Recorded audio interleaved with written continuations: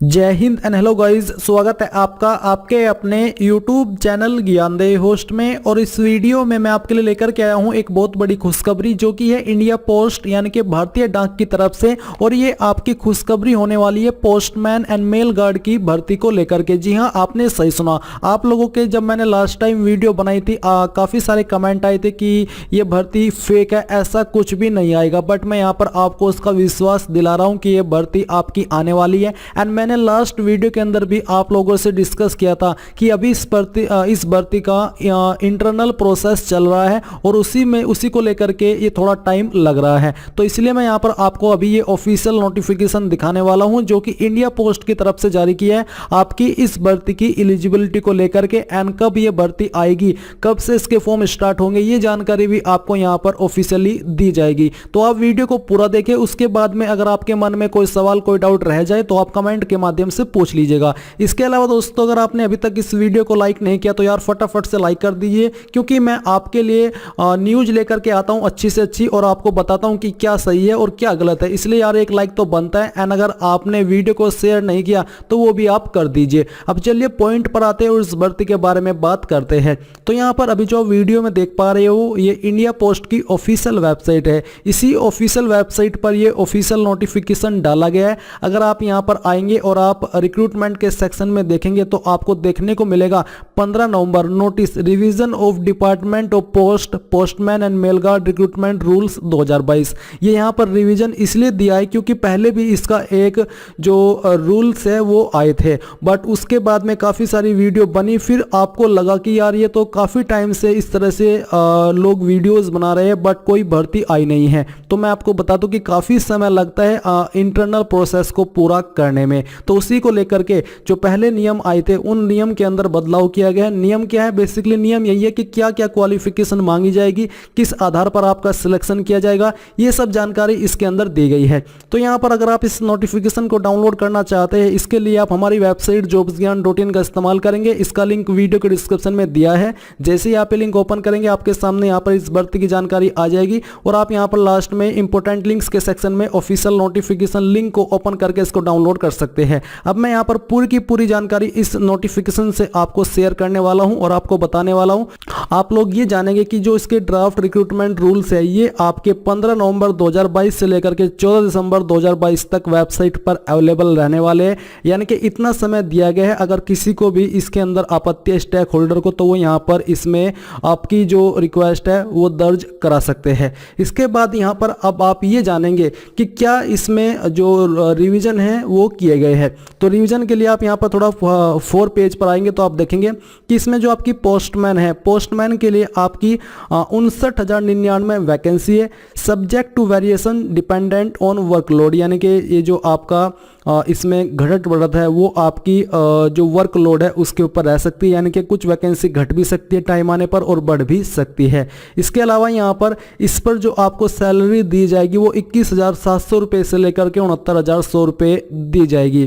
फिर यहाँ पर थोड़ा नीचे आइए और इसकी जो क्वालिफिकेशन है वो जान लीजिए। तो इसेंशियल क्वालिफिकेशन में आपको बोला है 12th standard pass from recognised board. And secondly कहा है कि 10th standard pass from recognised board for the person who are working as Gramin Dak सेवक। यानी कि इस पोस्ट पर फ्रेशर भी अप्लाई कर सकते हैं और जो जीडीएस की पोस्ट पर अभी करंट में काम कर रहे हैं वो भी अप्लाई कर सकते हैं। जो फ्रेशर है वो इस पर अप्लाई करेंगे तो उनसे 12वीं की योग्यता मांगी गई है अप्लाई करने के लिए।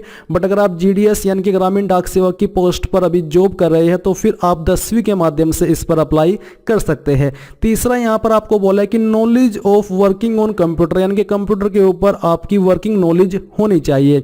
फिर अदर क्वालिफिकेशन में आपको यहाँ पर यह कहा है कि knowledge of local language of the concerned postal circle और डिवीजन, यानी कि जिस भी पोस्टल सर्कल या डिवीजन में आप अप्लाई करेंगे उसकी जो लोकल लैंग्वेज है उसकी नॉलेज आपको होनी चाहिए। इसी के साथ यहाँ पर कहा कि candidate should have a valid licence to drive 2 wheeler और लाइट मोटर व्हीकल, यानी कि आपके पास जो वैलिड लाइसेंस है वो होना चाहिए 2 व्हीलर का या फिर लाइट मोटर व्हीकल का।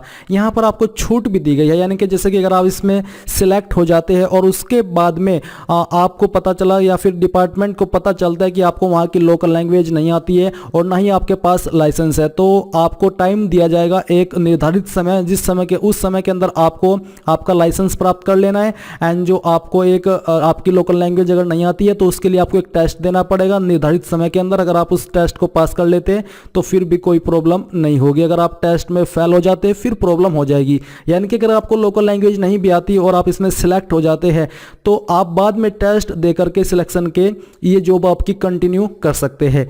एज लिमिट भी आप यहां पर जान लीजिए, एज आपकी 18 से 27 साल के बीच रखी गई है। इसके अलावा गवर्नमेंट रूल्स के अकॉर्डिंग SC/ST कैंडिडेट को और OBC को यहां पर छूट दी जाएगी। तो ये आपने यहां पर जाना, ये जो एज है 18 से 27 ये जनरल कैटेगरी कैंडिडेट के लिए रखी गई है। इसके बाद में यहां पर दोस्तों जो आपकी सेकंड पोस्ट है उसके बारे में बात करते हैं। तो सेकंड पोस्ट आपकी यहां पर है मेल गार्ड की। इसके लिए 1445 पद है एंड इस पर भी आपको सेम सैलरी दी जाएगी। अप्लाई करने के लिए इस पर 12वीं पास की योग्यता फ्रेशर के लिए एंड 10वीं की योग्यता उनके लिए जो कि ग्रामीण डाक सेवा की पोस्ट पर फिलहाल काम कर रहे हैं। एंड यहां पर भी आपको कंप्यूटर की वर्किंग नॉलेज होनी चाहिए। अदर क्वालिफिकेशन में बोला है कि नॉलेज ऑफ लोकल लैंग्वेज, यानी कि सेम यहां पर आपको लोकल लैंग्वेज की नॉलेज होनी चाहिए। और यहां पर भी वही कंडीशन अप्लाई होगी कि अगर आपको लोकल लैंग्वेज की नॉलेज नहीं है और आप यहां पर इसमें सिलेक्ट हो जाते हैं तो फिर बाद में आप टेस्ट दे करके अपनी जॉब को कंटिन्यू कर सकते हैं। एज यहां पर आपकी मेल गार्ड की पोस्ट पर भी 18 से 27 रहने वाली है। अभी आपका एक सवाल ये होगा कि इसमें सिलेक्शन कैसे किया जाएगा। तो सिलेक्शन के बारे में इन्होंने यहाँ पर कुछ जानकारी दी है कि सिलेक्शन आपका 25% तो होगा मल्टीटास्किंग की पोस्ट पर, मल्टीटास्किंग स्टाफ की पोस्ट पर प्रमोशन करके।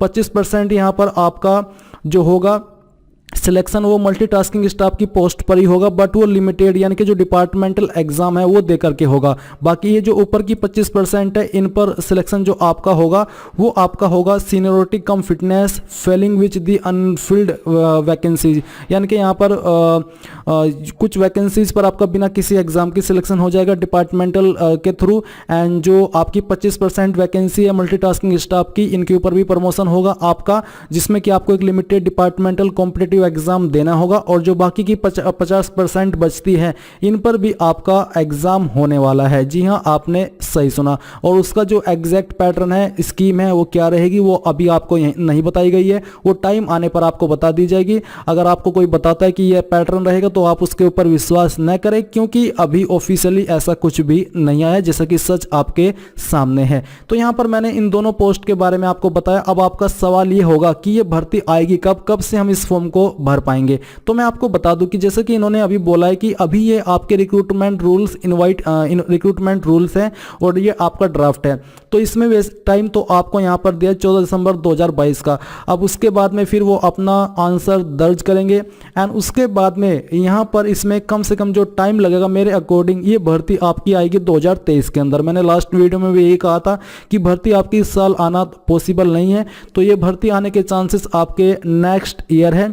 तो नेक्स्ट ईयर आपकी ये भर्ती 2023 में आ जाएगी। जनवरी में भी आ सकती है और फरवरी में भी आ सकती है। जनवरी के अंदर ही आने के चांसेस है, क्योंकि जनवरी के अंदर जब साल की शुरुआत होती है तो काफ़ी सारी वैकेंसीज निकलती है अलग अलग डिपार्टमेंट में। तो इस वैकेंसी के निकलने की भी संभावना जनवरी 2023 के अंदर ही है। एंड अगर उसके पहले कोई अपडेट होगा तो वो आपको टाइम आने पर या उसी वक्त बता दिया जाएगा। तो गाइज ये थी जानकारी। अगर आपको पसंद आई है, आपका कोई सवाल कोई डाउट रह गया तो आप कमेंट के माध्यम से पूछ लीजिएगा। Thanks for watching. जय हिंद।